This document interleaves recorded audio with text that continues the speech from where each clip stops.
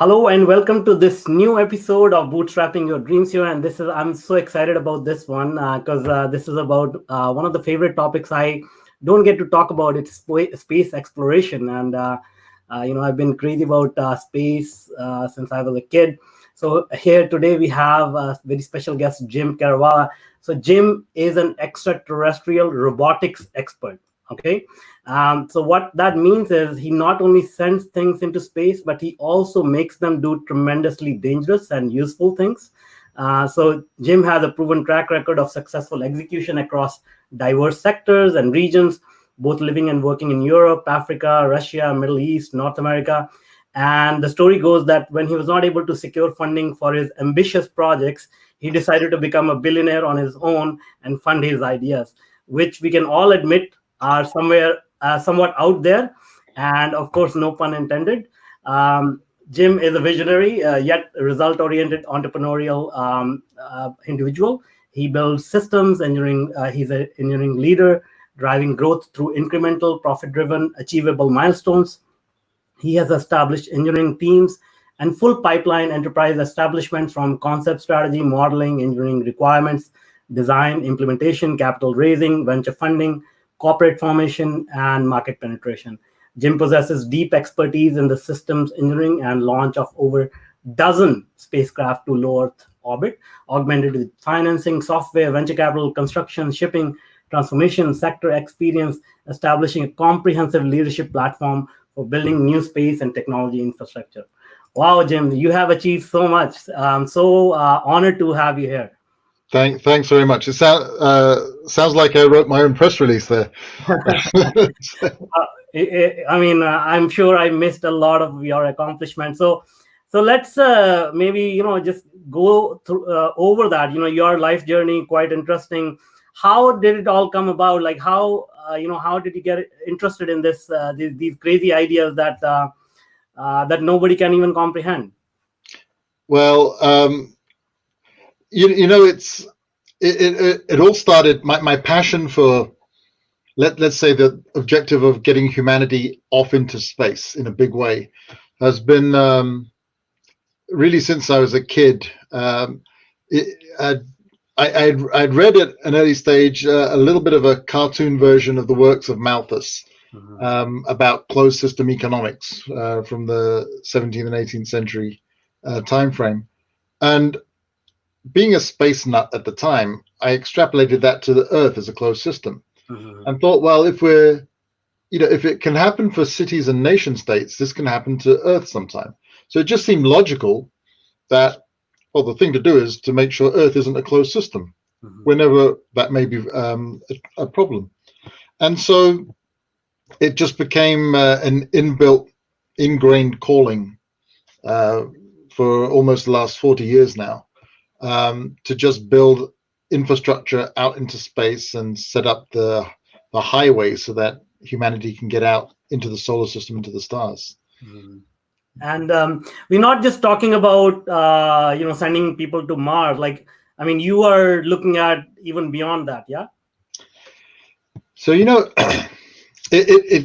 it's a funny thing actually, because many of us have passions and callings about what's important to us and what drives us, and those of us who are really passionate, enthusiastic about space, very few of us are lucky enough or fortunate enough to have the opportunity to be able to execute into something as well.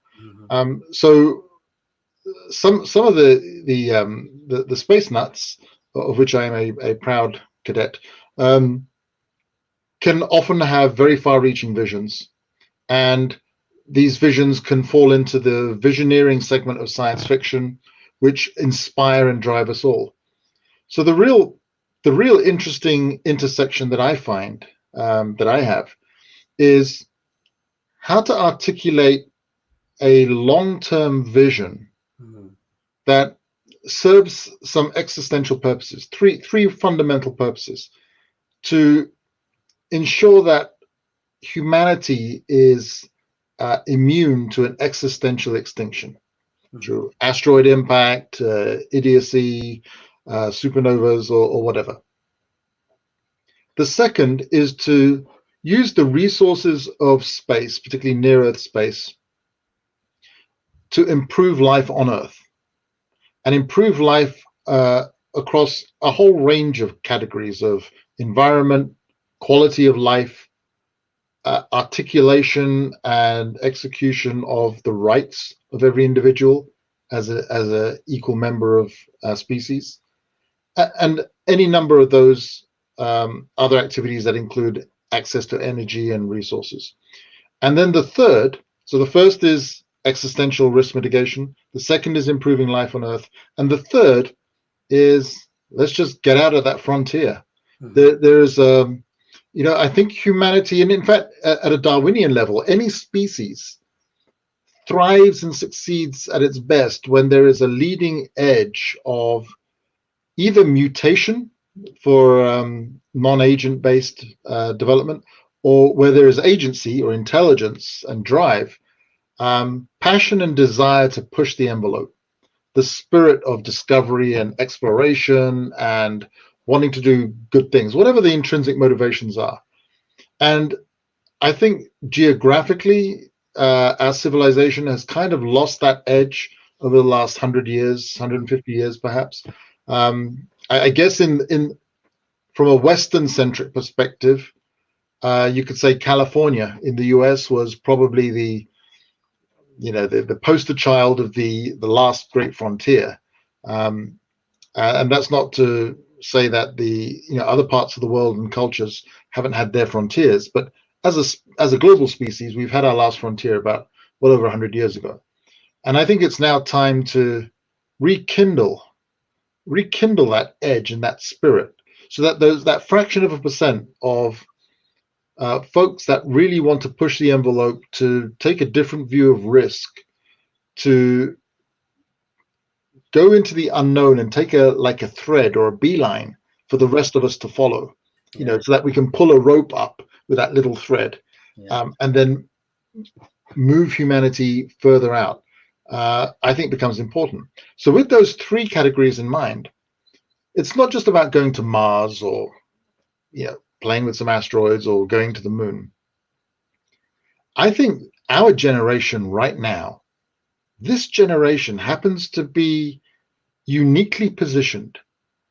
And one could say that about every generation, of course, but uniquely positioned in this category, in that I believe we are at the cusp, genuinely this time, we are at the cusp of now increasing our ability to move out into space. This decade, I think we will get super heavy reusable launch vehicles operating effectively at low cost and robustly. So by 2030, the traditional bottleneck of the last 70 years of, wow, it really costs a lot to get 300 miles up to low Earth orbit, is not going to be the primary critical path bottleneck. Then it's going to be now, what do we do? What are the costs of operations? How do we manufacture? How do we deal with microgravity? All of these new discoveries are going to start to emerge as the issues. And so we are at we have a critical responsibility at this generation, in that what we do in the next 10 to 20 years, what you and I and everyone listening and all of us together do in the next 20 years may have a guiding influence on the next 1, 2, 300 years of how we go out into space. What is the nature of our governance structures, our principles of operation, our codes of conduct, even the technical standards and interfaces? All of these things are going to have almost a steering entity. This at the very start of any event, the slightest steer a few degrees left or right basically takes you off axis a million light years downstream. And I think what we have now is we have this influence in our generation. And apart from all of those things, the most overriding important aspect of the decisions we make now are about defining what is the nature and culture of our humanity as we go out into the solar system and out to the first stars. Who are we? What are the ideals we strive for? What is the definition of the highest ideals of the human species? And I think we need to reach into ourselves before we take these steps out. We need to reach into ourselves, force ourselves to elevate to the highest ideals of what are the principles that we choose to define who we are as we go out.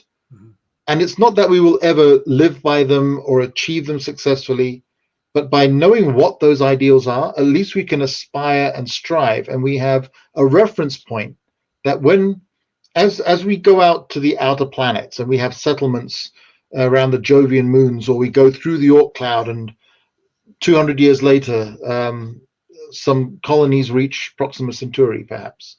And we start moving out into the solar system over the galaxy over the next 1,000 years. The chances of cultural diversification and exploration become multifold, and that's very exciting. And so the question is, and that the liberty to do that is perfectly fine. But at the background, there should be a common thread that even if some groups choose to reject that and say, no, we choose to live in a different direction, wonderful, fine. But there should be a common thread, a point of reference of, this represents the highest ideals of who we are and who we could be. And that reference, having that reference as a common thread amongst our species as we become a 1 trillion person species and more, that common thread, I think, then gives us frames of cultural reference that however we grow and diversify as a species, we will be able to communicate across that diversification with a common thread or a common axis. It's almost like the principle of the Rosetta Stone, basically the old language tablet that was found many thousands of years old, and it was basically a translation clue for multiple languages. This would be a cultural Rosetta Stone for our species that would enable us, as we explore out into the galaxy, to remember who we are and to remember the delta of what we've become, so that we can communicate across those gaps and bridges. And so I think, bringing it then back a little bit, this exciting journey that lays before us over the next few hundred to 1,000 years, as we really start to expand out into this side of the galaxy, I think is such an we're at such an exciting time where we can see these things becoming possible. And the first steps that we take, getting to low Earth orbit robustly, setting up manufacturing, research, life science explorations and investigations in low Earth orbit, moving to the moon, learning how to process in partial gravity, learning how to operate in environmentally challenging and aggressive situations and environments, and then moving perhaps to Venus, perhaps to Mars, and ultimately the next near-term goal is really the asteroid belt. I see. That is, in my view, the real prize and should be the real objective of this century, is to robustly get to the asteroid belt with advanced robotics that are autonomous and can process volatiles for fuel, for water, materials, and manipulate energy. And with that, we have a sea of unlimited resources, near unlimited resources in the mining industry. Belt between the Saturn and the primary asteroid belt between Mars orbit and Jupiter's orbit.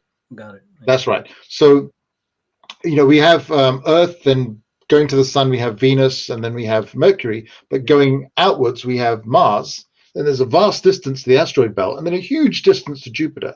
But this asteroid belt was effectively a 10th planet that wasn't able to gravitarily coalesce at the formation of the accretion disk of our solar system. And so it's rich in resources. It's like having a whole planet of mineral, which is effectively an infinite reef, we call in the mining sector. And so this represents the real waypoint for this century. for which we can then build and go into all sorts of directions for the future. That's great. One of the things that you mentioned was, to explore space to avoid extinction, and being, just going to bring up a question which is probably looking at it from a different angle. As smart as humans are, we leave a lot of mess and we do dumb things, right? So there's an argument to say that we have had 5 extinctions on this planet, and whenever humans interfere with nature, it doesn't generally end up in a good scenario. So is it not a question that comes up, which says, why not just take care of ourselves here on Earth? And if we're going to go extinct, that maybe is part of what universe has planned for us, and maybe that's part of evolution, which gives rise to another species down the road. Do you ever ponder about these type of questions? I mean, yeah, our place in the universe and the anthropocentric perspective of whether humanity, our sentience has a right. Do we have a right to exist, or do we exist as a consequence of circumstances for which we have an obligation to be secondary to? Mm-hmm. Well, so I do believe the argument is asymmetric, and I do have a firm position on this. Mm-hmm. So my position is as follows. For the most part, the universe appears, as far as we know, to be unaware of itself. Matter is fundamentally inanimate. There is no agency. On Earth, in the habitable zone of our nearest star, the sun, Earth has provided this oasis of life, all the chemicals and conditions necessary for life. In fact, the universe itself, the gravitational constant is on a knife edge of balance, mm-hmm. just right for chemistry and physics to operate effectively. So many fundamental constants of the universe are just on the knife edge, unbelievable knife edge of perfection, to enable this to occur, to enable us to have this inquiry together. And the very nature of the universe at a fundamental level of connectivity is that although we may be separate from our table and our computers in terms of sentience and agency, at least so far, in terms of agency, we are all bound by the inanimate laws of nature, of the universe itself. We're all part of the space-time fabric. Yeah. So we are nature. Hmm.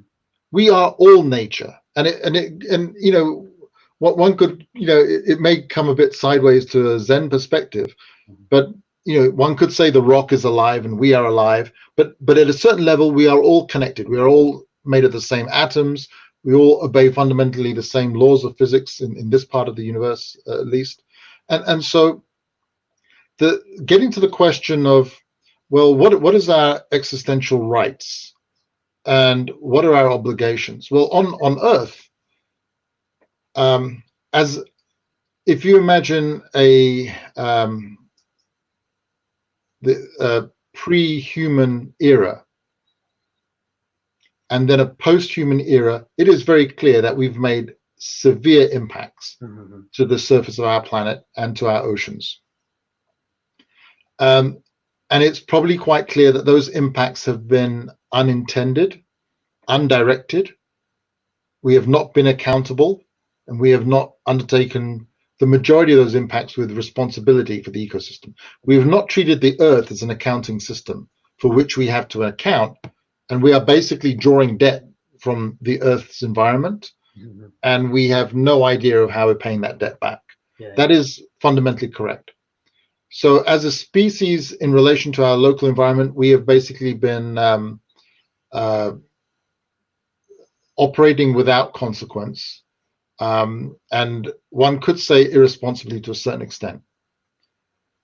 Now, but then that is the nature of life in some ways. Life disrupts. Life in itself is Darwinian, for want of a more generic term. I mean, the fact that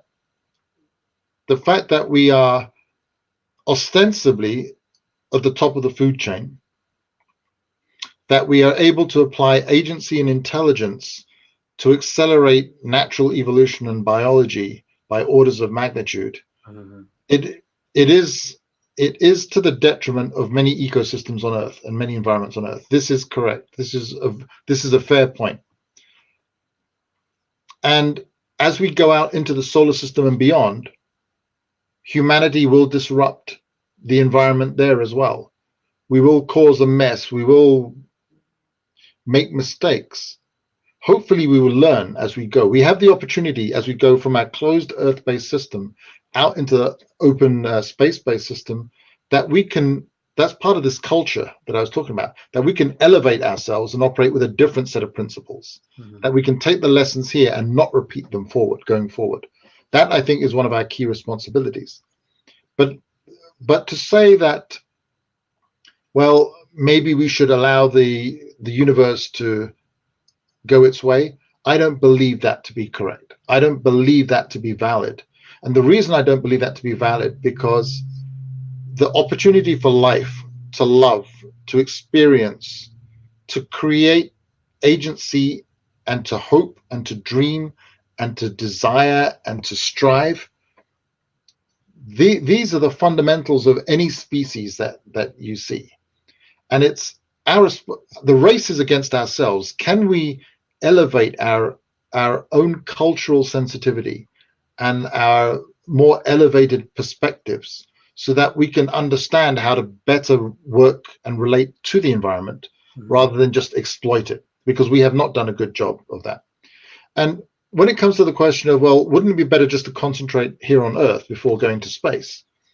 I mean, let me try and give an analogy. Let's say your house is on fire, and you don't want to go outside of the house to connect to a fire hydrant to use the external water to bring the hose. We're going to turn on all the taps in the house and hope that we can create enough water here to put the fire out. We are woefully undersupplied in the house by 100 to 1 or 1,000 to 1. We need to go outside of our house, get the larger resources, and bring the big resources in so that we can manage the problem that's happening here. So it just like anything, you kind of need to get out, to think out of the box, to access and harness energies that are outside of your system to be able to affect your system. That's great. And if we remain in a closed system, and if we remain earthbound, we will increase our probabilities that we will eventually perish as a species. But the journey to that the journey to that demise will be painful. Millions will suffer. Millions of families and children will live with poverty, starvation, increasing lack of resources.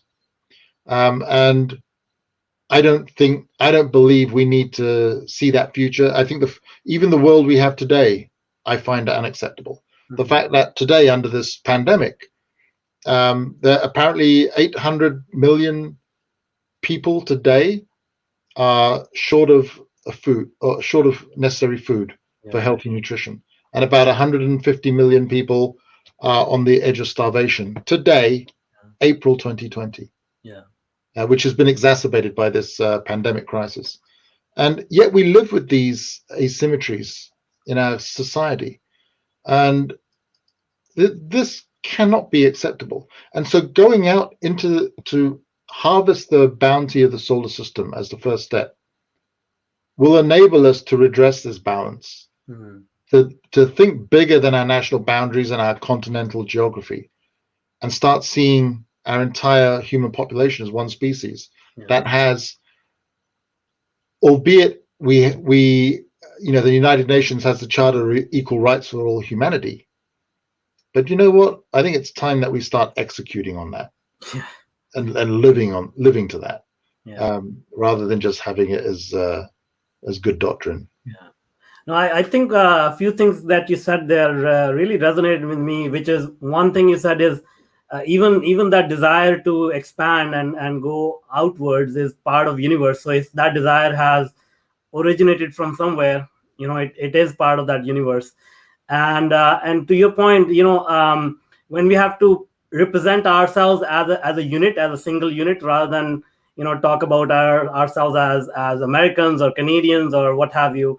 Yeah, I mean, you need to come up with a common ground which you can use as a benchmark.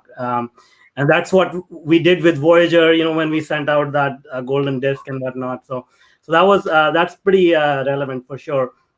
Now let's bring it to, as you mentioned, like, the current environment, and a lot is happening. A lot of people are under lockdown. Economies are being destroyed in the background. So what are your views? How are you dealing with all these challenges? You're managing a huge corporation. I'm sure it has caused disruption in your life and business. So first of all, how are you handling this challenge?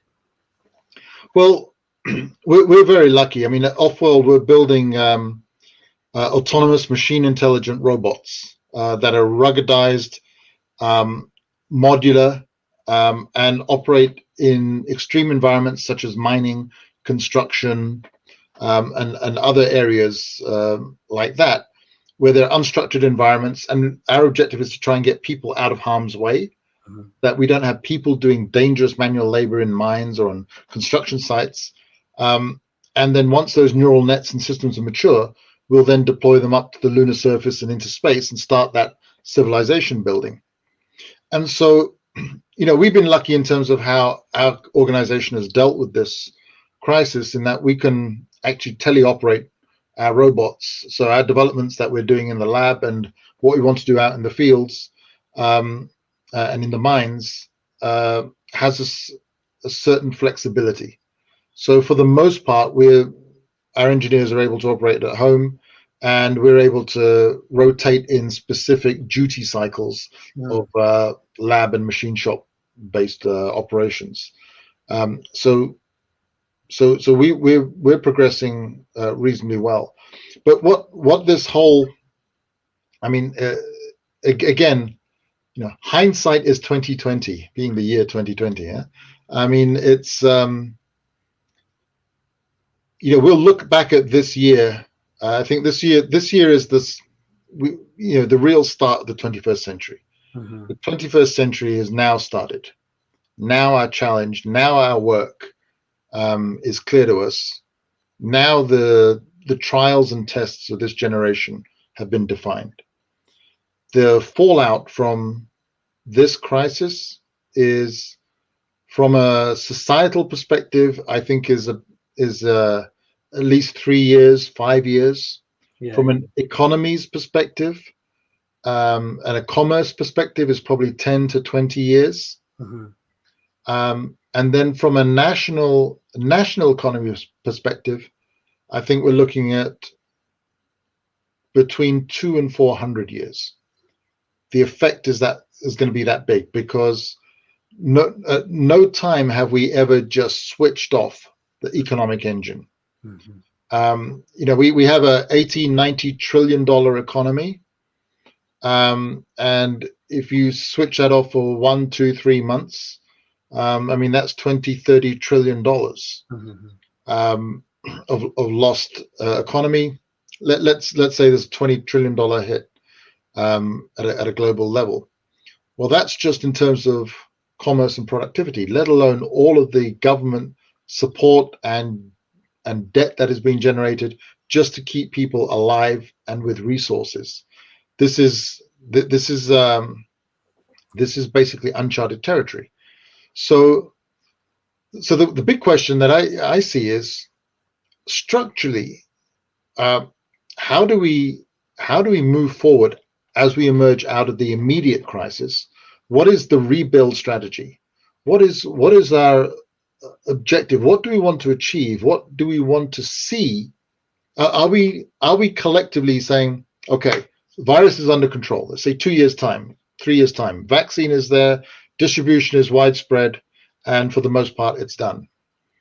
Is our objective going to be, let's get back to a 2019 world, and let's get that back as quickly as possible, and we will then carry on. By 2030, for the most part, the effect is gone, and it's mostly memory. Or do we want to say, this is just not good enough? Yeah. I do not feel that I want us as a species to go through that risk again. So what do we do? How do we improve? How do we improve our situation? How do we improve our city structures, our transport links, our medical and healthcare systems? What are the rights? I mean, in America has a very expensive healthcare system with a lot of opportunity to improve the delivery of those services. Yeah, yeah. And in fact, our global health culture is about mitigating pathology. We wait till someone has showing symptoms of something, and then we'll treat those symptoms. Yeah. Why don't we articulate the balances of preventative medicine, of health, of good quality of life, of understanding the mechanisms of our metabolism that allow us to self-repair to a far greater extent than our medical institutions seem to acknowledge. So there's all these opportunities for change, for evolution. And then you start to add in other technology curves, like robotics, machine learning, the wider field of artificial intelligence, synthetic biology and biotechnology, advanced connectivity, and connection with 5G and potentially satellite services, our ability to go out into the cosmos with increasingly robust systems. And you wrap all of that in the layers of increasing intelligence, machine intelligence, wrap that up in a layer of increasing fidelity of brain-computer interface and the ability to interact with machines, the connectivity that it will allow us in 10, 20 years, you and I may be able to communicate telepathically at some low resolution, just through brain-computer interface and likewise and back. Yeah. And what are the cultural changes that emerge once we can do that? Once I can communicate to my robots through thought, once you and I can communicate through thought, and we can collectively curate 100 robots or 1,000 robots to do something good. What are the checks and balances on that? How do we prevent someone from doing something bad? Mm-hmm. What happens if and when machine entities establish a sense of sentience and self-awareness? What if a machine comes back to us and says in 50 years time and says, I don't want to do that. Mm-hmm. I think it's dangerous. How do we define that event? Are we saying that is just a behavioral replica or a behavioral simulation of self-awareness and agency? And where do we, at what resolution do we, do multiple layers of Turing test and try and find out, is it really intelligent or is this just complex behavior? Because we could ask ourselves the same thing. There's especially some people we should ask more than others. But what is that? What is intrinsic consciousness? What is intrinsic soul? And where is the line between a set of complex behaviors so intricate that we can't see deep enough to know whether it's just algorithms mm-hmm. or there's a self-defining entity? But how do we ever know that distinction in ourselves either? Yeah. So I think coming out of this event, what I think the positives that we can draw from this terrible crisis, which we have been unprepared for, and even with the notice that we got, I don't think we moved quickly enough. And it's understandable. It's in our nature to be reactive as a species collectively. and it's in our nature to be hyper reactive as an individual, but we're slow to react the more individuals you collect together. And the bigger the entity, the more inertia the entity gets, till you get to nation state or species level.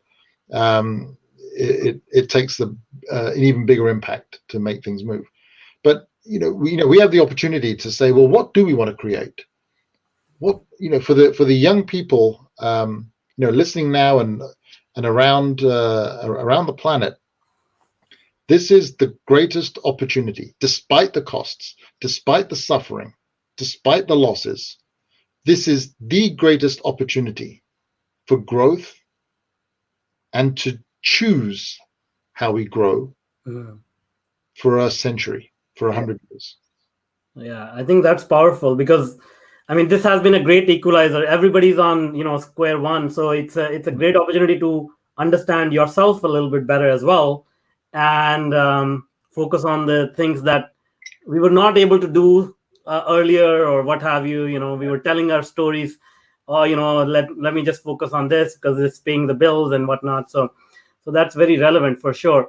Now you mentioned a few stats. You mentioned it'll take 3 to 5 years for the health crisis, 10 to 20 years for the economy, and probably 200 years for the full fallout. Can we elaborate a little bit without going into too much like a scary thought, but maybe give some look at your crystal ball and give some idea to how people should be looking at this and making decisions in their personal lives and their professional lives? Yeah. So, as again, so so a lot of this can be scary. A lot of it can be unnerving and stressful, especially for those who have great uncertainty about jobs, opportunities, are worried about their kids, or you're just out of college and like, oh my gosh, what do I do now? What happens now? But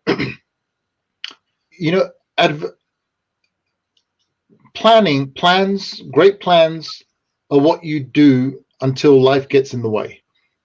And we have throughout history, every time there has been adversity, people, us, have on the whole risen to the occasion. So every one of us is afraid. We're all uncertain. We all reach moments of, gosh, I hope my friends are okay. I hope things will be okay. What do the kids do growing up? What are the futures going to be? And I think this is the opportunity for us is to understand that, what, within all of us, without question, when push comes to shove, every single individual is able to rise to the occasion. And again, we have grown comfortable, especially in the West, we've grown comfortable, for many of us, with an assumption of steady state infrastructure, that we have deliveries here, Amazon Prime will come later today or tomorrow, Netflix comes on, the power comes on, and all of these things become a steady state norm. Well, after the shock of change, we are able to adapt to what the next normal is. Nice. Yeah. And so the human mind and our spirit and our outlook is very adaptable. We're very plastic in that way. And it's no problem to feel concerned, but know that we are able to adapt, and we can adapt going forward. What becomes the distinctive mark of how each of us deal with this, is the choice we make.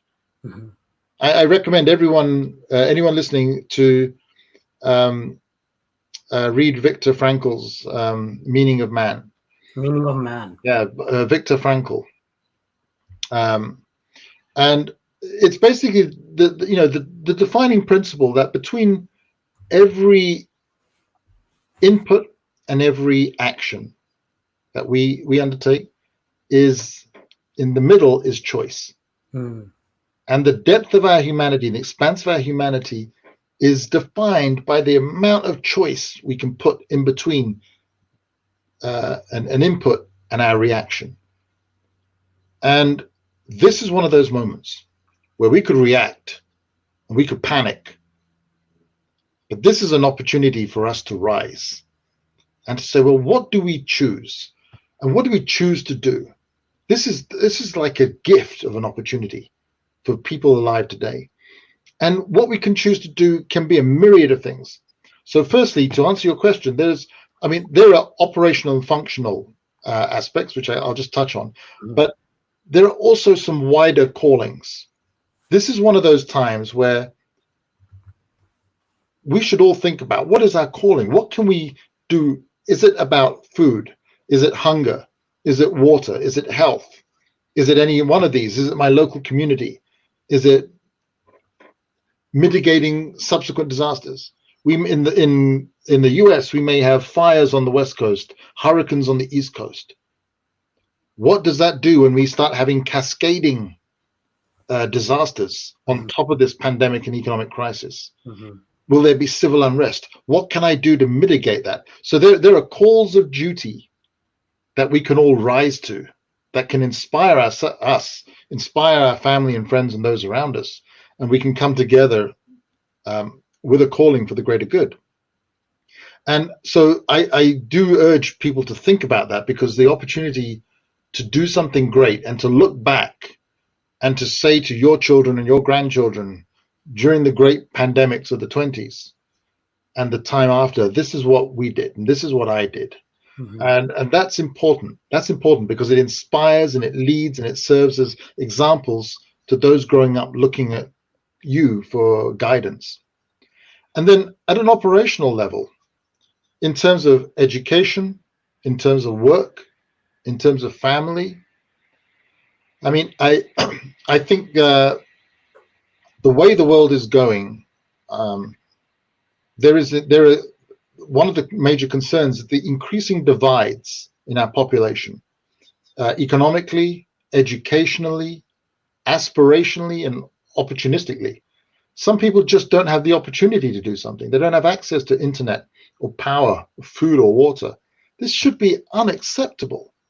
This is, if this was a Star Trek episode and Kirk or Picard came in the Enterprise to this planet and they see this species with all of these resources and technology, and yet whole continents or whole countries are living at levels of access to resources that are just below acceptable. This would have been one where, Riker and Picard have been arguing about the, prime directive, and they're like, these guys need a slap to wake up. And so we should not find this acceptable. So I think everyone should educate themselves, get onto courses about coding and robotics and AI and synthetic biology. Look at the emerging technology curves that are coming up and have some fun getting into them. And anyone can start just getting into them. There's no rush. You can take 5-10 years. It's a constant learning game. But it's important that as we get to 2030, that every adult today has an awareness of what's going on in the emerging research and technology fields, so that they can guide their children in their educational journeys. Because we want to, why is every child on earth not being educated to the highest standards or given the opportunity to choose those standards? That has to change. That has to change.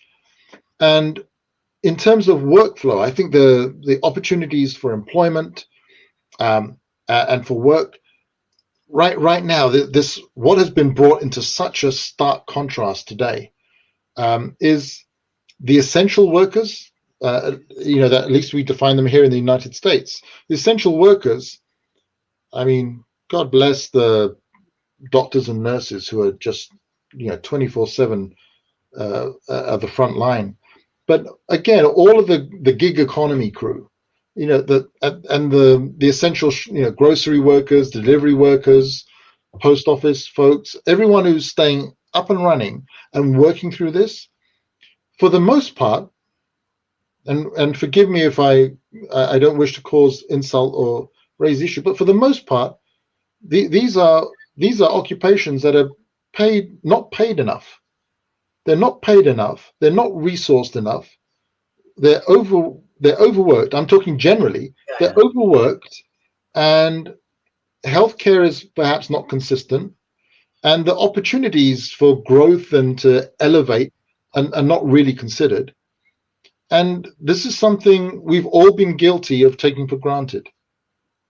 And I think we need to move into an era where we take a long, hard look at all of these roles, and just say, look, what can we automate now? Why are we having a human being with dreams and aspirations for the purpose of generating enough to feed themselves and their family, are having to do this because the opportunity isn't open to them to do something better? This cannot go on either, because this pandemic draws into sharp relief the other existential risks that we have of climate change, of ocean pollution. The oceans are even more susceptible to pollution, environmental damage than our atmosphere. We have to be extremely careful with that we don't disrupt that. And all of these other things, now we've got a heightened awareness. The only way to address any of this is to not try and pick at some small thing here or there. It's for us as a species to step back and say, you know what? This is a connected system. What are we doing as an approaching 8 billion person species? If we reach 10 billion person, if we double our energy consumption and our mineral extraction consumption, this is just not going to stop. There are many who say the pandemic occurred through cross-fertilization of viral strains across species, because these species are pushed into overlapping environments because of our deforestation and etc., or our cultural perspectives of bringing species together, or just the irresponsibility that we sometimes operate on. And so we will be taking a step back. Many of us will be taking a step back and saying, how do you create a big picture challenge board and say, this isn't about stopping another pandemic. This isn't about the health of the oceans. This isn't about atmospheric advantage or sea level rising or health or better worker rights or education. What is the fundamental direction of the human species over this century? Because unless we address it at that level, we will not have a chance to turn the tide. Yeah. So we need to take a collective view, the biggest picture view we can, and understand how we can better manage our species, because the risks are only going to get worse. Yeah. And that's why we all need to rise to the challenge for this. But I think there's going to be amazing opportunities for education, for work. So it's going to be disruptive for another year or two. But I think the real uncertainties are going to diminish rapidly in the next few months, because economies will come back up and running, and there will be, I am absolutely certain, there will be even artificial cycles of economy that drive productivity, that drive economic growth, just for the fact that, okay, the salaries may rise, restaurant, go out to a restaurant, the bill may be higher. I've done a few deliveries and kind of put a massive tip for the drivers. I think there's going to be a cultural drive to really try and help and compensate for those who have some advantage and were lucky enough to be able to continue doing what they're doing. It's our responsibility to support our ecosystem and bring that up rapidly as possible. So things are going to be a bit shaky for a while. They're going to be a little artificial and skewed, but the new jobs and new opportunities are going to emerge. And I think as robotics and automation are getting a big shout out right now, like, where are the robots? Man, this was a time we needed robots to allow the social distancing to work more effectively. But in some senses, why are we having people, wonderful, inspired human people with dreams? Human people, you humans. why we're having people doing things that they're just doing to earn a living. Let's break that. Let's allow people to have their subsistence and basic living needs satisfied by whatever mechanism, whether it's work, whether it's universal income, whatever it is. Let's separate essential productivity from inspirational activity, and let's allow people to grow, to self-educate, to then find new opportunities. And I think I'm very excited about the potential for what we can do going forward. Yeah. No, this is every time I talk to you, I get a message of hope and a lot of clarity. And this was much needed. What you just said. This is a time of opportunity. So rather than being negative or just look at what is not available, what is not possible, I think we should be looking at possibilities. And I think you just opened up whole new world for viewers who actually listens to this and listen to it and actually implement it in their life. So thank you so much. I'd love to bring you on for another interesting conversation. I think like we have a lot to talk about, but in the interest of time, I have to let you go. But how can people reach out to you if they want to connect with you, want to learn more about your company and what you're doing? So find me on LinkedIn, Jim Kerevala. Connect up with me on LinkedIn, and we'll go from there. Awesome. Happy to say hi. Thank you so much once again for being on the show. Thank you very much. Be safe, everyone. Take care.